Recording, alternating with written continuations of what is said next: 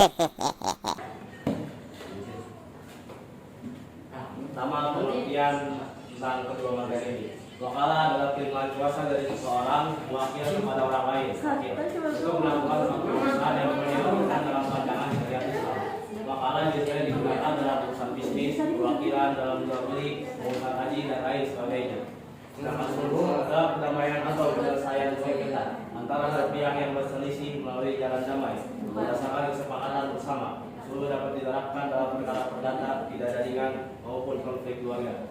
Hukumnya adalah mubah atau boleh, maka bisa menjadi wajib jika tanpa wakala suatu kewajiban tidak bisa dilaksanakan dan bisa menjadi syarat jika digunakan untuk hal yang dilarang.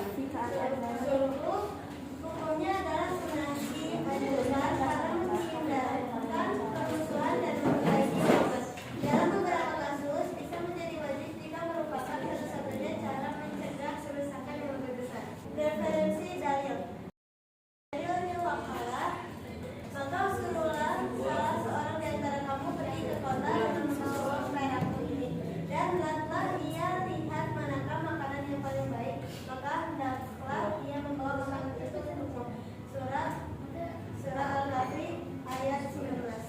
Dalilnya sulhu adalah sesungguhnya orang-orang mukmin itu bersaudara, maka demikianlah antara dua saudaramu itu dan bertakwalah kepada Allah agar kamu dapatkan raja juara.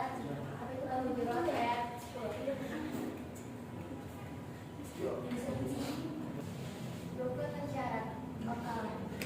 Rukun 1. Mewakili yang memberi kuasa atau titip. 2. Wakil yang menerima kuasa. 3. Muwakal bih hal yang dikuasakan bisa beli barang. 4. Sigot yang obor pernyataan jelas antara kedua pihak. Wakil dan wakil berangkat balik dan rela, maka dilakukan dengan lapan jelas atau isyarat yang dimaksud. Objek kuasa harus halal dan jelas tujuannya. Tidak boleh memberi kuasa atas hal yang wajib dilakukan sendiri. Misal, rukun dan syarat sulhu. Para pihak harus berakal dan mengerti. Objek perselisihan jelas dan boleh diperdamaikan. Apa manfaatnya?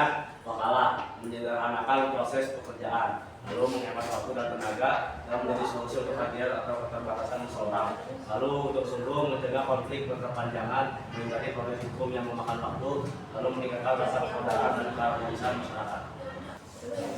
Kesimpulan, di tengah zaman yang serba cepat dan penuh konflik kecil, dua konsep Islam ini, wakala dan sulhu bukan cuma bagian dari pelajaran fikih, tapi solusinya nyata. Wakala mengajarkan kita untuk percaya dan bertanggung jawab saat institusi urusan, sementara sulhu mengajarkan cara elegan menyelesaikan masalah tanpa perlu drama panjang.